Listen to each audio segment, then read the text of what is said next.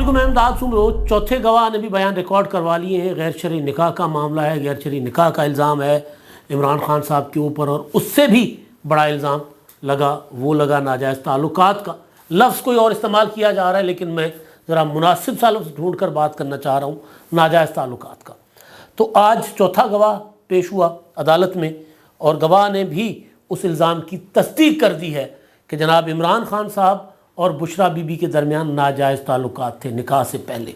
इमरान खान साहब का ये दावा है, और कसम कुरान वो दावा कर रहे हैं कि उन्होंने बुशरा बीबी को शादी से पहले देखा तक नहीं था, उनका चेहरा नहीं देखा था।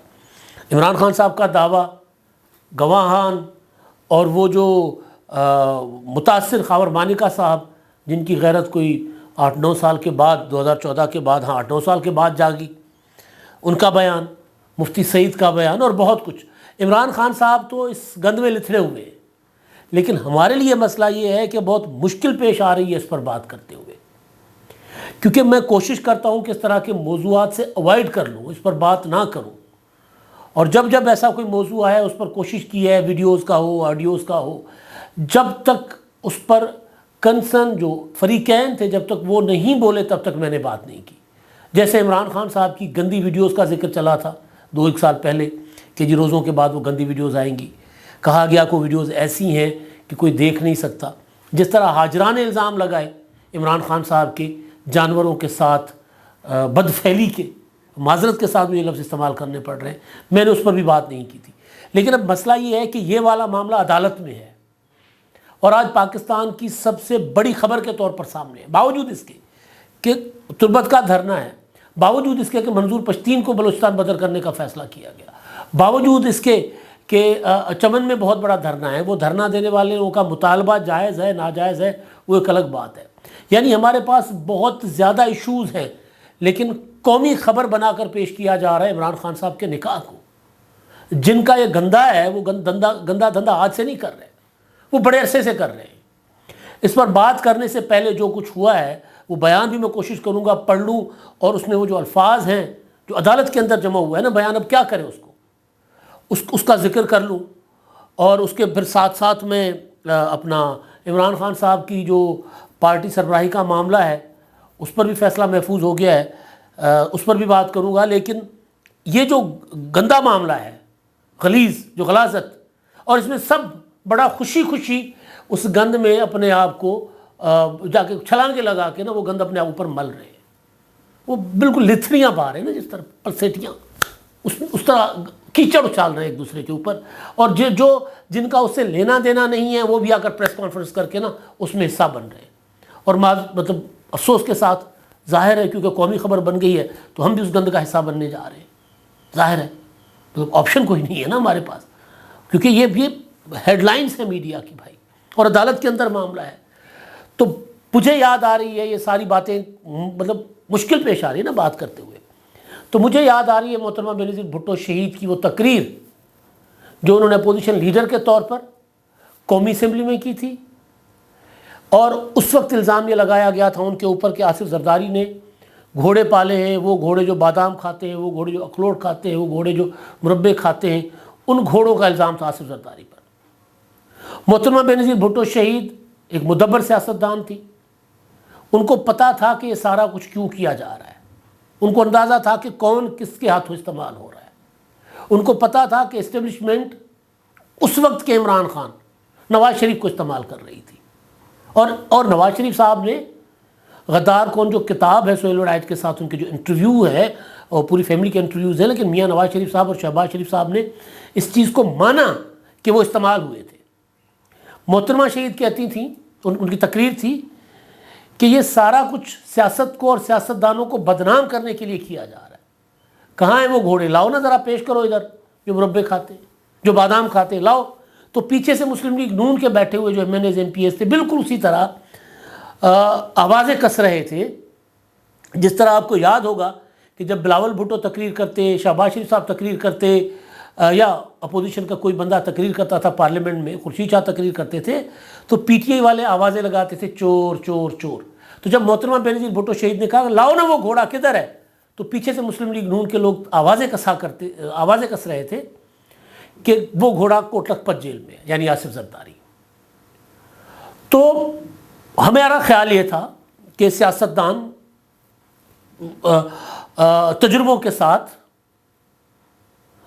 میچور ہو گئے ہوں گے، سیکھے ہوں گے، لیکن جو یہ تماشا چل رہا ہے، یہ جو گند چل رہا ہے، تو عمران خان مخالف سیاستدان جو ہیں وہ بھی بڑی تعداد میں اس میں حصہ ڈال رہے ہیں۔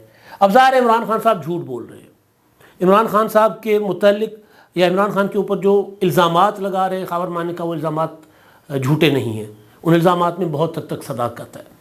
وکلاء کے اپنا جو گواہوں کے جو بیان آتے ہیں، مفتی سعید کا عدالت میں بیان، اون چودھری کا بیان، اور خاور مانیکا کا بیان، اور آج خاور مانیکا کے ملازم کا بیان، وہ بتا رہے کہ جی کیسے کیسے آتے تھے عمران خان صاحب، اور آ کر وہ ڈرائنگ روم میں بیٹھنے کے بجائے بیڈ روم میں چلے جاتے تھے، اور وہاں کیا کیا ہو رہا ہوتا تھا وہ انہوں نے جو چشمدید گواہیاں اپنی دی ہیں۔ گواہیوں کے اوپر ان کے ایک بات جو ہے کہ جی وہ ایک بار میں گیا تو وہ یہ کچھ ہو رہا تھا، تو مطلب ظاہر ہے کوئی بند کمرہ، مطلب معذرت کے ساتھ کوئی دروازہ بند کیے بغیر تو کوئی مطلب اس طرح کی کوئی چیز نہیں کرے گا نا۔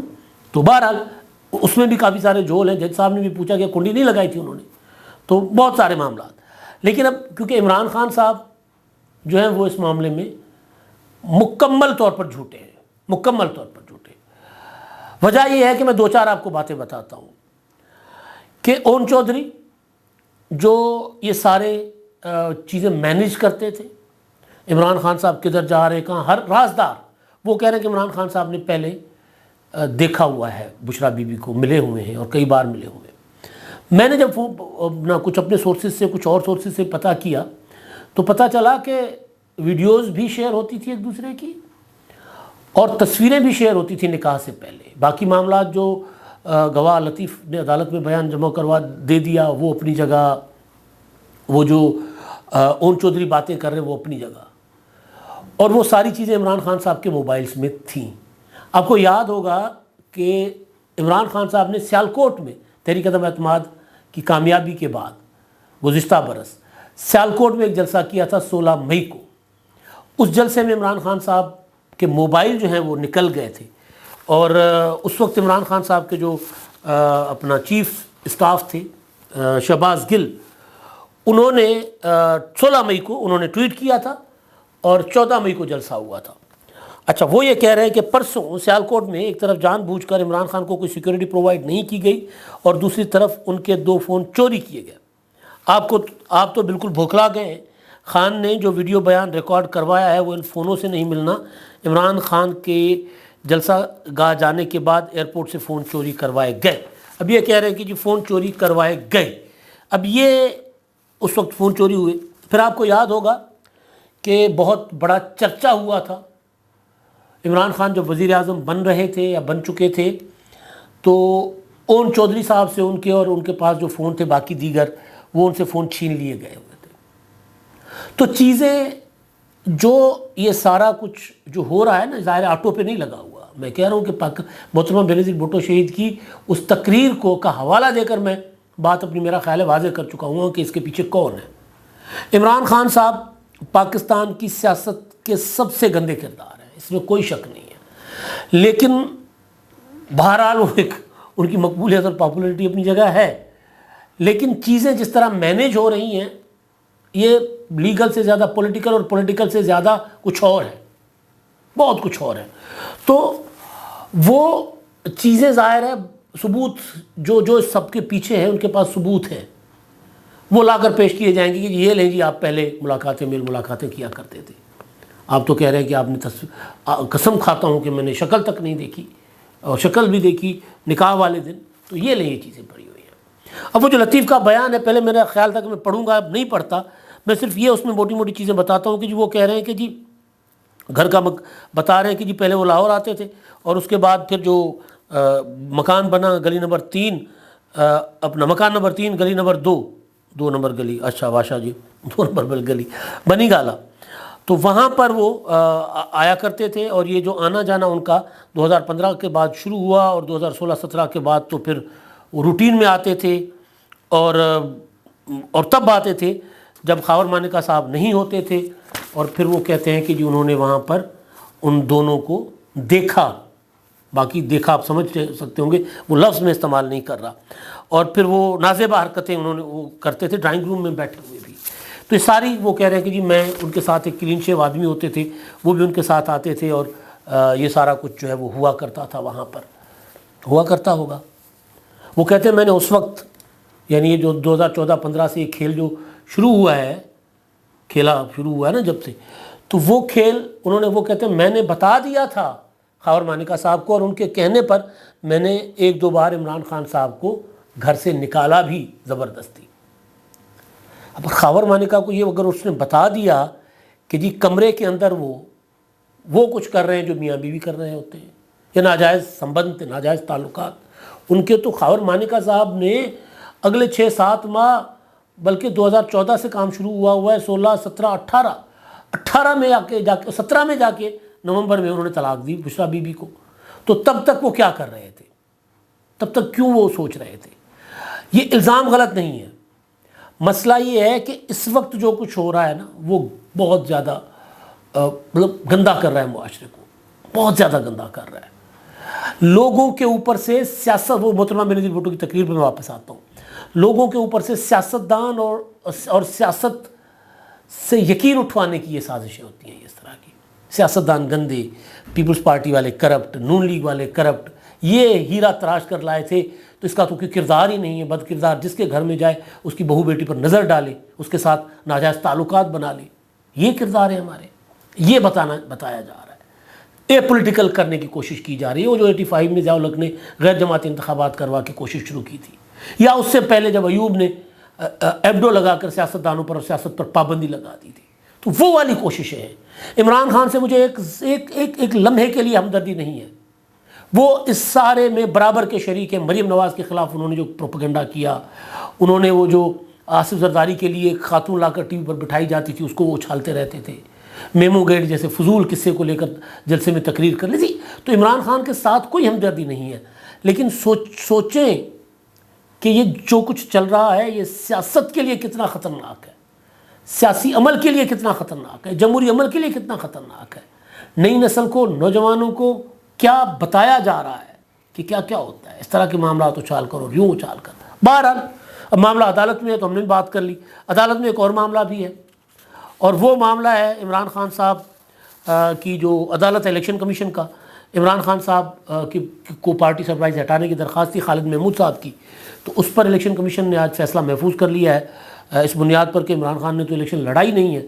لیکن عمران خان کے وکیل شعیب شاہین نے، مطلب جب ایسے وکیل ہو تو پھر دشمن کی ضرورت نہیں ہے، شعیب شاہین نے الیکشن کمیشن جو یعنی عدالت کو کہا، الیکشن کمیشن کو کہا کہ جی دیکھیں یہ اپنا